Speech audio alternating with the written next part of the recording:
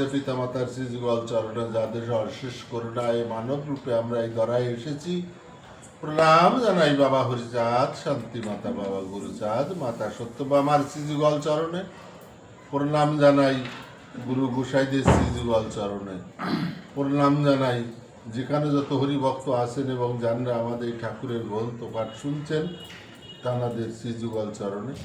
আমাদের এই ঠাকুরের গ্রন্থ পাঠ চলাকালীন যদি কোনো ভুল ত্রুটি হয় নিজ গুণে ক্ষমা করে দেবেন, আশীর্বাদ করবেন আমরা যতদিন বেঁচে থাকি যেন ঠাকুরের নাম করতে পারি। জয় হরি বল। শ্রী শ্রী হরিলীলামৃত শ্রীক্ষেত্র হইতে প্রসাদ প্রেরণ ও বিতরণ 201 পৃষ্ঠা।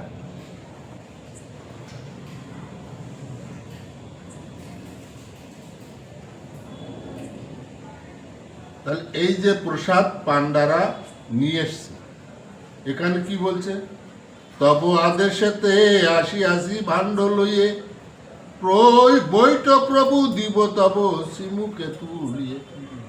তাহলে এই যে ওরাকান্দি প্রসাদ এলো, এই প্রসাদ ঠাকুরের আদেশে এসছে, ঠিক আছে? তাহলে ক্ষেত্র হতে একদিন পথে আসিলাম, নিশিযোগে বৃক্ষ মূলে শয়নেছিলাম। এগুলো পাণ্ডারা বলছে, মানে আসবার সময় একদিন সময় লেগেছে, নিশিযোগে গাছের তলায় ঘুমিয়েছিল, এগুলো পাণ্ডারা বলছে। শয়নেছিলাম দুই ভাই নিদ্রা বেশে, জগন্নাথ বলরাম কহে স্বপ্নাদেশে। বলিলেন অন্ন লইয়ে যাও রে সত্তরে, জগন্নাথে দেখা পাবে পুষ্করিণী তীরে। তাহলে এখানে স্বপ্নে কে দেখাচ্ছে? দুই ভাইকে স্বপ্নে দেখাচ্ছে জগন্নাথ বলরাম। কি বলছে? কহে স্বপ্না দেশে, বলিলেন অন্ন লইয়ে যাও সত্তরে, অন্ন লইয়ে যাও সত্তরে, জগন্নাথের দেখা পাবে পুষ্করিণী তীরে। মানে তুমি যে দেখবা ঠাকুর পুকুরের পাড়ে বসে আছে। প্রভুর আদেশ মোরা এলাম এদেশে, ওহে প্রভু সেইভাবে তোমাদের কি এসে। পাণ্ডা দিল ভাণ্ড খুলি, কি দিব উপমা, সে দেখে ভাণ্ড মুখে উঠিয়া আসে ধুমা। কয়েকদিন আগে প্রসাদ নিয়েছে, সেই প্রসাদ ঠাকুরের ওখানে এনে যখন ভাণ্ড খুলেছে, মুখ খুলেছে বাদাম, তখন দেখছে ওইটা দিয়ে ধোয়া উঠতেছে, তার মানে যেন এক কোণি রান্না করে আনছে। প্রেমানন্দে দুই পাণ্ডা পরম শান্তিতে, একটু একটু দিল প্রভুর মুখেতে। প্রভু বলে প্রসাদ এনেছো যেই দিনে, আমি হিয়া গ্রহণ করেছি সেই দিনে। তার মানে আমি যদি আমার ঠাকুরকে আশা করে কিছু এনে রাখি, সেই দিন কিন্তু ঠাকুর সে প্রসাদ পেয়ে যায়, সেদিন কিন্তু পেয়ে যায়। যেমন এই আনারস সেবা করেছিল বুদ্ধিমন্তের বাড়ি, তা অনেক আনারস এনেছে, কিন্তু একটা আনারস প্রথম এনে ঠাকুরের জন্য লুকিয়ে রেখেছিল ধান্য গোলার ভিতর, সে আর ওর আর মনে নেই। এখন সব আনারস খায়, এখন খাওয়াটা হয়ে যাওয়ার পরে প্রভু কয় কি রে, আনারস দিলি না খাইতে? তখন ও যে লাভ দিয়ে সেই আনারস পেয়ে নিল।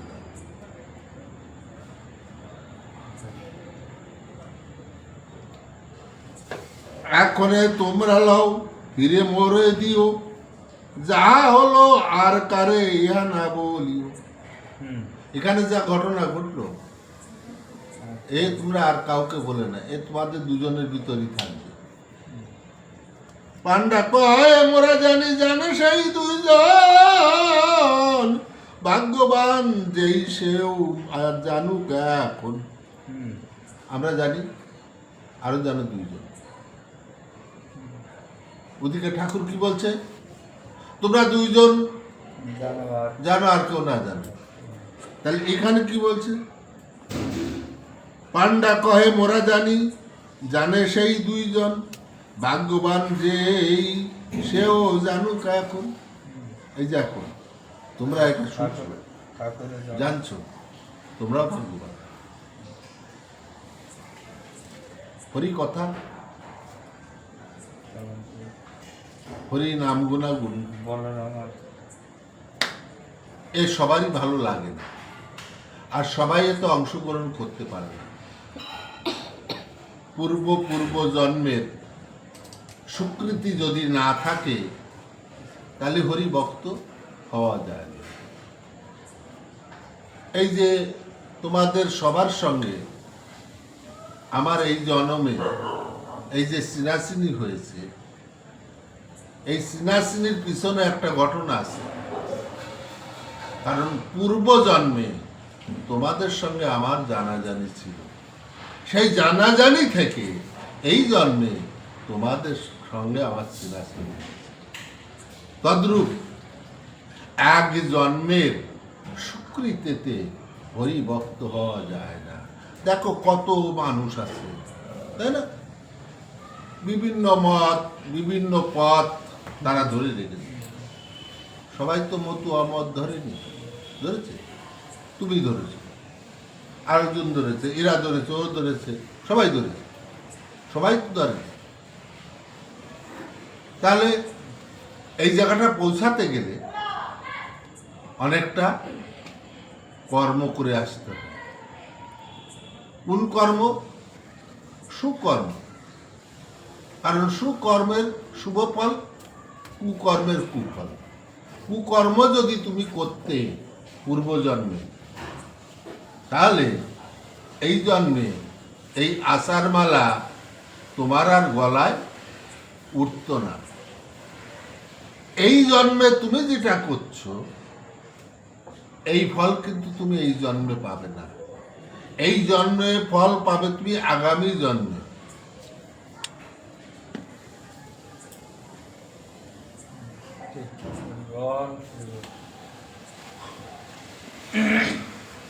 কে জানে তোমার খেলা কে বুঝতে পারে, অনন্ত না পেল অন্ত আভ্যন্ত অন্তরে।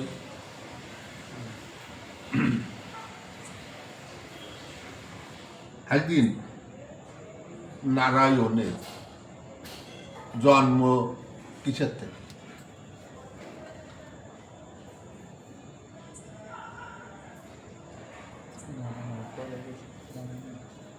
পদ্মমূলের থেকে, ঠিক আছে? ব্রহ্মা বিষ্ণু শিব তিনজন একদিন মূল রহস্য দেখার জন্য কোথায় সে পদ্মের গোড়া খুঁজতে গেছে, ঠিক আছে? কিন্তু তারা কিছু দূর যেয়ে আবার উপরে ফিরে আসছে, পারে নাই। তাই তো বলে দেবে নাহি পারে দিতে নরে কিবা দিবে সীমা। দেব দেবতারা পারে না, আমরা তো সাধারণত নয়। হ্যাঁ, আবার পারে। কারা পারে? মতুয়ারা। কেন মতুয়ারা পারে? মতুয়াদের দেহে অশেষ শক্তি। কারণ যদি কেউ মতুয়া হতে পারে, যা দেবদেবীরা পারে না, একজন মতুয়া তাই করতে পারে। কারণ একটা দেবদেবীর দেহে যে শক্তি আছে তার থেকে অধিক শক্তি ধরতে পারে যদি একজন মতুয়া, যদি সে সত্যিকারের মতুয়া হয়।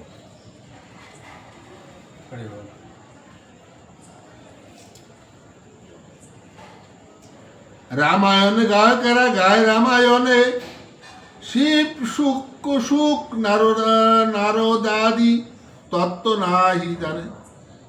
তব বিহিত মোরা জগন্নাথের পরিবার, নরকুলে নরাদম কি বুঝি তোমার, তব কৃপা ধন্য ধন্য হইনু এবার, ওরা কান্দি সিদামে নীলার প্রসাদ।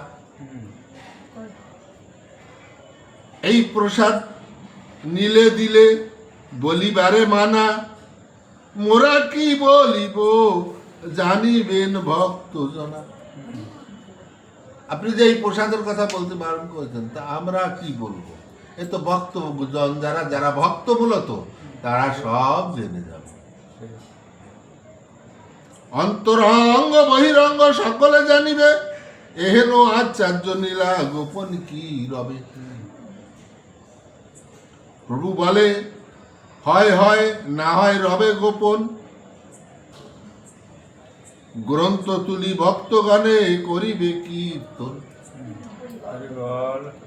অভক্ত কি ভক্ত ইহা জানিবে বিশেষ, জানিল ভবানী একা ভাবাবে সে দেশ। এত বলি পাণ্ডাদয় বিদায় করিল, পাণ্ডাদয় সে প্রসাদ অনেকে বিলালো। ওরা কান্দি চতুর্পাশে যত গ্রাম ছিল, বহুদিন থেকে সে প্রসাদ বিলাই। ওই প্রসাদ এই দুই পাণ্ডা যখন ঠাকুর ওদের বিদায় দিয়েছে, সব জায়গা বিলিয়ে বেড়াচ্ছে।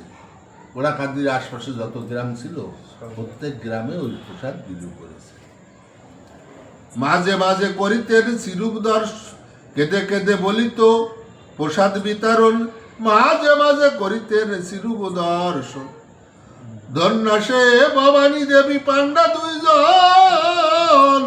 জয় জগন্নাথ পূর্ববঙ্গে আগমন, শ্রীধাম শ্রীক্ষেত্র হতে যে পাণ্ডায় আসিত, ওরা কান্দি পদ্মারের বাড়িতে তিষ্ঠিত। যাত্রী ধরি উড়ে পাণ্ডা নিত ক্ষেত্র ধামে, উড়ে বাড়ি নাম হলো ক্রমে। উড়ে বাড়ি উড়িয়ানগর, উড়ে বাড়ি ওরাকান্দি একসময় উড়িয়ানগর।